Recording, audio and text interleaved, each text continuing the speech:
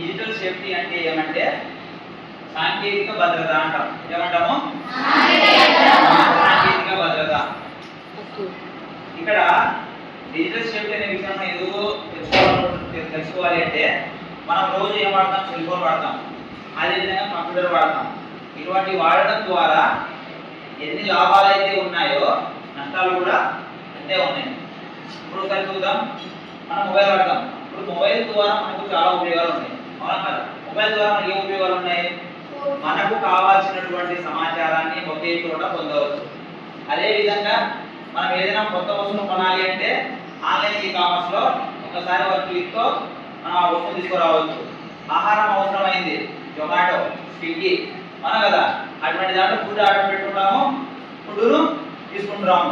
లేకుంటే మనకి ఏదైనా వస్తువు కావాలా, షూస్ కావాలా, లేదంటే బట్టలు కావాలి, ఇలాంటివి ఏ అవసరమైనా కూడా మనం మొబైల్ ద్వారా చాలా సులభంగా ఇంట్లో కూర్చొని మన అవసరాల మొత్తాన్ని తీసుకుంటున్నాం. అంటే మొబైల్ వాడడం ద్వారా మనకు అంత యూజ్ ఉంది, అవునా కదా?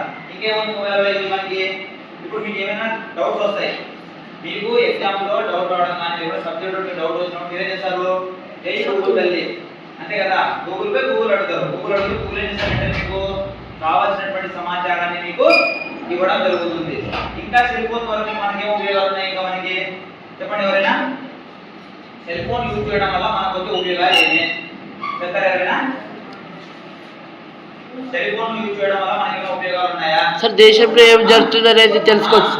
సుదూరమైన ప్రాంతాల నుండి మనం ఒక విషయాన్ని పంచుకోవాలంటే ఒక ఫోన్ చేసుకోవడానికి మనకు మొబైల్ ఫోన్ ఉపయోగపడుతుంది. ఇంకోటి ఏంటి? టోటల్ ప్రపంచాన్ని మొత్తాన్ని ఒక చిన్న సెల్ ఫోన్ లో బంధించి మొత్తం ఒకటే చేస్తున్నాం.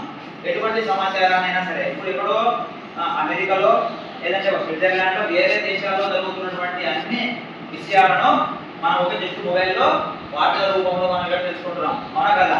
సో కంప్యూటర్స్ ఉన్నాయి, కంప్యూటర్ ద్వారా మనకు చాలా లాభాలు ఉన్నాయి. సరే, ఇప్పుడైతే మనము సెల్ ఫోన్ యూజ్ చేయడం వల్ల అయితే ఇన్ని లాభాలు ఉన్నాయి కదా, మన నష్టాలు ఏం చెప్పండి? ఇక్కడ ఏదో ప్రాబ్లం వచ్చింది, ఓకే, అర్థమైందా? సెల్ ఫోన్ యూజ్ చేయడం వల్ల మనకి ఎన్ని లాభాలు అయితే ఉన్నాయో అన్ని నష్టాలు కూడా ఉన్నాయి. ఇక్కడ నష్టాలు బట్టి ఎలా ఉంటున్నాయంటే మనమే కొని చేసుకుంటున్నాం నష్టాలని. ఇప్పుడు ఉదాహరణకి ఈ డిజిటల్ సేఫ్టీ అనే విషయాన్ని ఎందుకు ఉపయోగిస్తున్నామంటే డిజిటల్ అంటే సాంకేతిక, సేఫ్టీ అంటే భద్రత, అవునా కదా? ఈ విషయాన్ని ఎందుకు తెలుసుకోవాలంటే మనము సెల్ ఫోన్ అయితే మనం బాగానే యూజ్ చేస్తున్నాం, మనకు కావాల్సిన రూపంలో దాన్ని ఉపయోగిస్తున్నాం. కానీ మొబైల్ ఫోన్ మనం ఏ రకంలో అయినా తప్పుగా ఉపయోగించినట్లయితే మనం చాలా ఇబ్బందులు పడడానికి అవకాశం ఉంది. ఎలా అంటే ఉదాహరణ చూడండి. ఇప్పుడు మనం మొబైల్ ఓపెన్ చేస్తున్నప్పుడు మనకు ఏమొస్తాయంటే చాలా యాడ్స్ వస్తుంటాయి, అవునా కదా? మీరు అందరూ ఫోన్ యూజ్ చేసినా కదా, ఫోన్ యూజ్ చేస్తున్నప్పుడు మనం దేన్నైతే సెర్చ్ చేసింటామో గూగుల్లో పోయి మనకి ఏం కావాలని సెర్చ్ చేసింటామో అవే విషయాలు మనకి స్క్రీన్ మీద కనబడుతూ ఉంటాయి. మనం ఏం చేస్తాం? వాటిని క్లిక్ చేస్తాం. క్లిక్ చేసినప్పుడు ఏం జరుగుతుందంటే సైబర్ నేరగాళ్ళు అని ఉంటారు. సైబర్, ఓకే, ఇప్పుడు కొత్తగా వచ్చినటువంటి పదం సైబర్ నేరగాళ్ళు అని అంటున్నాం. అంటే వాళ్ళు ఏం చేస్తారంటే నీ అకౌంట్ లో ఏదైనా డబ్బు ఉన్నట్లయితే మీ అకౌంట్లోనే కాదు, మీ అకౌంట్లో అయినా, మీ అమ్మ అకౌంట్లో అయినా, మీ నాన్న అకౌంట్లో అయినా, మీ అన్న అకౌంట్లో అయినా మీరు వాడుతున్నటువంటి మొబైల్ ఏ మొబైల్ అయితే ఎవరి మొబైల్ అయితే ఉంటుందో వాళ్ళ మొబైల్ కి కనెక్షన్ ఉంటుంది. ఇప్పుడు డెబిట్ కార్డు ఉంటుంది, ఏటీఎం కార్డు ఉంటుంది కదా, ఏటీఎం కార్డులో లింక్ అయి ఉంటుంది, ఏటీఎం కార్డులో డబ్బులు లింక్ అయి ఉంటాయి. అప్పుడు ఏం జరుగుతుంది? సైబర్ నేరగాళ్ళు ఓకే వీని అకౌంట్లో డబ్బులు ఉన్నాయి అని పసిగట్టి వాడు మీకు ఏం చేస్తారంటే ఏపీకే ఫైల్స్ అని ఉంటాయి. ఏముంటాయంటే ఏపీకే ఫైల్స్ అని అంటాం అన్నమాట. ఇప్పుడు ఏముంటాయంటే ఏపీకే ఫైల్స్ అంటే ఫుల్గా ఉంటాయి, ఓకే, ఏపీకే ఫైల్స్ అని అంటాం. ఇటువంటి ఫైల్స్ ని ఏం చేస్తారంటే వాళ్ళు బ్యాంక్ నుంచి పంపించినారు. ఇక్కడ నుంచి బ్యాంక్ ఉంటాయి కదా, బ్యాంక్ నుంచి పంపించిన మాదిరిగా పంపిస్తారు వాళ్ళు. అంటే నీకు తెలుసు కదా నీ అకౌంట్ లో డబ్బులు ఉన్నాయి, నీకు తెలిసినప్పుడు నువ్వు ఏం చేస్తావంటే ఓహో నాకు బ్యాంక్ నుంచి ఒక మెసేజ్ వచ్చింది, ఈ మెసేజ్ నేను ఓపెన్ చేసినట్లయితే నాకు కొంత సమాచారం తెలుస్తుంది అనుకుంటావు. కానీ వాడు ఏం చేసినాడు? నీ అకౌంట్ డబ్బులు ఉన్న విషయం మనకు తెలిసిపోయినప్పుడు వాడు ఏం చేస్తాడు? ఆ ఏపీకే అంటే ఫైల్ పంపిస్తాడు, ఓకే. ఆ ఫైల్ పంపించినప్పుడు నేను దాన్ని క్లిక్ చేయగానే నీ మొబైల్ హ్యాక్ అయిపోతుంది. అంటే నీ మొబైల్లో ఉన్నటువంటి డేటా మొత్తం మన చేతిలోకి వెళ్ళిపోతుంది. వెళ్ళిపోయినప్పుడు ఏం జరుగుతుంది? ఈ డేటా మొత్తం మనకు తెలిసిపోయింది కాబట్టి నువ్వు పాస్వర్డ్ పెట్టుకున్నటువంటి పాస్వర్డ్, ఇంకా నీ ఫోటోలు కానీ నువ్వు నువ్వు ఎవరితో చాటింగ్ చేసినావు, ఎవరితో ఫోన్లో మాట్లాడినావు, నీ ఫోన్ నెంబర్స్, అటువంటి డేటా మొత్తం మా చేతిలోకి వెళ్ళిపోతుంది. అప్పుడు మన వాళ్ళు వాడుతున్నారు ఫోన్ పే, గూగుల్ పే వాడుతున్నారు లేదా? ఆ వాడుతున్నప్పుడు దానికి పాస్వర్డ్ పెట్టినావు నువ్వు, ఎవరికి తెలియదని చెప్పి. కానీ వాడు ఏం చేస్తాడు, నీ డేటా మొత్తం మన దాంట్లోకి వెళ్ళిపోయింది. మా చెప్పిన వాడు ఏం చేస్తాడు, పాస్వర్డ్ మనం తెలిసిపోయేది. అప్పుడు వాడు ఏం చేస్తాడు, ఆ డేటాతో ఆ అమౌంట్ మొత్తాన్ని తీసేసుకొని వదిలేస్తాడు. అంతతో అయిపోయింది. ఓకే, ఇది ఒక రకం మోసం. డిజిటల్ సేఫ్టీ అనేది ఎందుకు వస్తుందంటే అలాంటి మోసాలు జరుగుతూ ఉన్నాయి ఇప్పుడు. అటువంటి మోసంలో ఇది ఒక మోసం. అంటే ఏంటి, ఈ డేటాను హ్యాక్ చేయడం ఒకటి. రెండోది ఏంటంటే డిజిటల్ అరెస్ట్ అంటాం. అంటే ఏం చేస్తున్నారు ఇక్కడ, ఈ డిజిటల్ అరెస్ట్ అనే పదం ఒకటి. సాంకేతికత డిజిటల్ అనేది ఎంత పెరిగిపోతూ ఉందో మోసాలు కూడా అంతే పెరిగిపోతున్నాయి. అవునా కదా? ఇప్పుడు చూద్దాం ఒకసారి. ఒక మోసం చూసాం, ఇప్పుడు రెండో మోసం ఎలా చేస్తారో చూద్దాం ఒకసారి. ఇప్పుడు దాన్ని ఏమంటారంటే సైబర్ క్రైమ్ అంటాం. ఓకే, సైబర్ క్రైమ్ అంటాం. అంటే ఎలా చేస్తారంటే దాన్ని డిజిటల్ అరెస్ట్ అంటాం. అంటే ఇది మనిషి ఏమో ఇక్కడే ఉంటాడు కానీ అరెస్ట్ కావడం. మామూలుగా ఒక పోలీసు వచ్చి నేను పట్టుకోవాలి అంటే నీ దగ్గర వచ్చి పట్టుకోవాలి, అవునా కదా? కానీ ఇక్కడ డిజిటల్ అరెస్ట్ అనే దాంట్లో నువ్వు ఇక్కడే ఉంటావు కానీ అరెస్ట్ అయిపోతావు. అది ఎలా చూద్దాం. ఇప్పుడు అతను ఏం చేస్తాడంటే నువ్వు చేస్తున్నటువంటి ఉద్యోగం ఎలాంటిదో తెలుసుకుంటాడు. తెలుసుకున్న తర్వాత ఏం చేస్తాడంటే నువ్వు ఫలానా విషయాలలో ఇబ్బందులు పెడుతున్నావు, లేదా ఫలానా లంచం తీసుకున్నావు అని చెప్పి వాడు ముందే పసిగట్టి ఏం చేస్తాడు, నీకు ఫోన్ కాల్స్ వస్తాయి. నీకు ఫోన్ చేస్తాడు, మీ నెంబర్కి ఫోన్ చేసి నేను పోలీస్ని, పోలీస్ డ్రెస్ వేసుకుంటాడు వాడు. పోలీస్ డ్రెస్ వేసుకొని నేను పోలీస్ని, నువ్వు నిన్న మొన్న ఒక దగ్గర లంచం తీసుకున్నావు, ఆ రికార్డు నా దగ్గర ఉంది, నేను వీడియో తీశాను, నువ్వు డబ్బులు కనుక పంపించకపోయినట్లయితే నేను ఈ వీడియోను బయటికి పంపిస్తాను, లీక్ చేస్తాను అంటాడు. నేను లంచం తీసుకున్నది మీకు ఎలా తెలిసిందని డౌట్ రావచ్చు. కానీ వాడు అది గమనిస్తుంటాడు, మన చుట్టుపక్కల ఏముంది గమనిస్తుంటాడు. అది అనుకుంటాడు కదా, ఇప్పుడు లంచం తీసుకుని నిజమే కదా, అప్పుడు ఏమనుకుంటావు, ఓకే నేను లంచం తీసుకున్నాను నిజమే, అయితే నిజమే వాడు వీడియో తీసినప్పుడు నిజమే ఉండవచ్చు. దాంతో పాటు వాడు పోలీస్ డ్రెస్ నాకు ఫోన్ చేస్తున్నాడు, వీడియో కాల్ చేస్తున్నాడు అంటే ఇది నిజమే ఉండొచ్చు. కాబట్టి చేస్తాడు, ఓకే సార్ నేను మీకు కావాలంటే డబ్బులు ఇస్తాను సార్ అని వాడే చేస్తాడు. వెంటనే డబ్బుల్ని ఎంతో కొంత రోజు 1 లక్షలో 2 లక్షలో అలా చెప్పే కొద్ది వాడు పంపిస్తూనే ఉంటాడు. ఇక దాన్ని ఏమంటారంటే డిజిటల్ అరెస్ట్ అంటాం. నిజమే కదా, నువ్వు ఇక్కడే ఉన్నావు కానీ నేను వాడు అరెస్ట్ చేసినట్టే వాడు. ఇంకా అంటే వాడు చెప్తాడు, నువ్వు వింటున్నావు, ఇక్కడ నువ్వు డబ్బులు పంపిస్తున్నావు. అది ఒక రకం మోసం. ఇంకోటి సేమ్ ఇలాగే రీసెంట్ గా బెంగళూరు అనే ఒక ప్రాంతంలో ఒక డాక్టర్ నుంచి 32 కోట్ల రూపాయలు దోచుకున్నారు. ఎంత?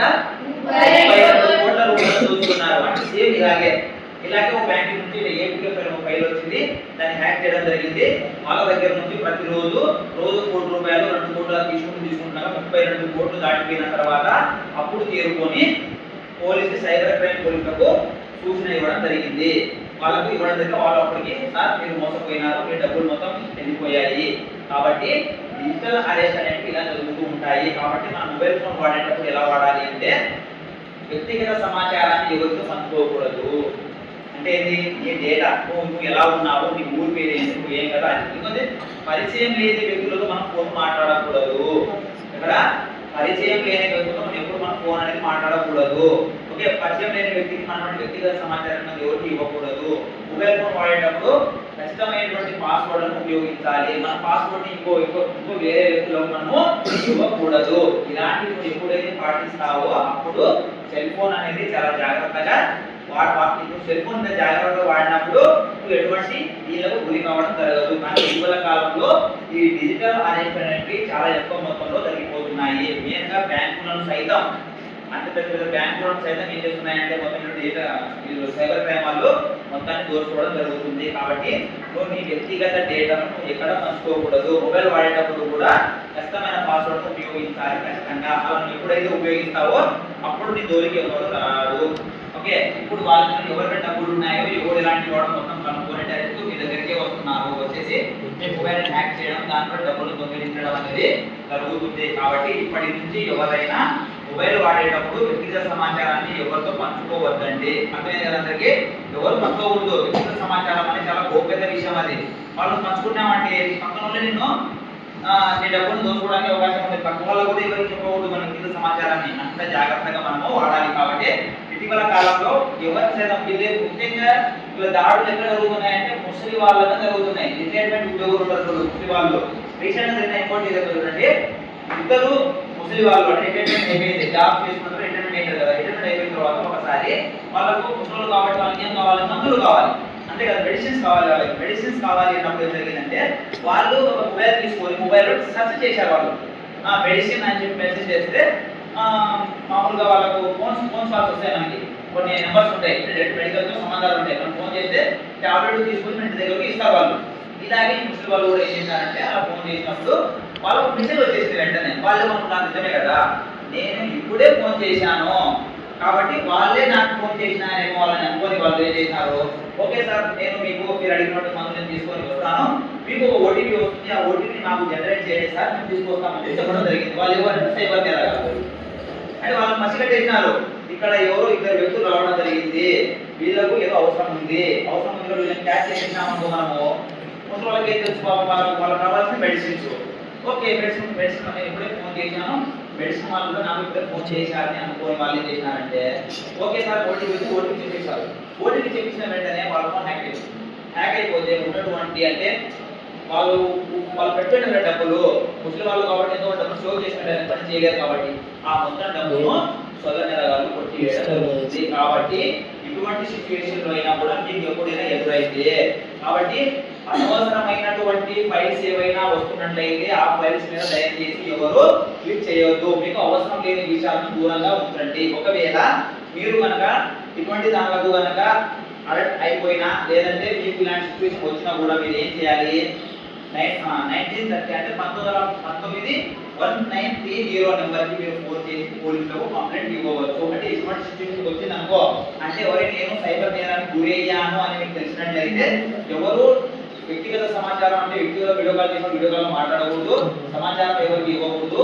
ఒకవేళ మీ డబ్బులు పోతున్నాయి లేకపోతే డబ్బులు ఇవ్వండి అని మీకు ఫోన్ వచ్చినప్పుడు మీరు ఎవరి డబ్బులు పంపించాల్సిన అవసరం లేదు. ఈ డిజిటల్ అరెస్ట్ అనే పదము మన చట్టంలో ఎక్కడ లేదు, గుర్తుపెట్టుకోండి.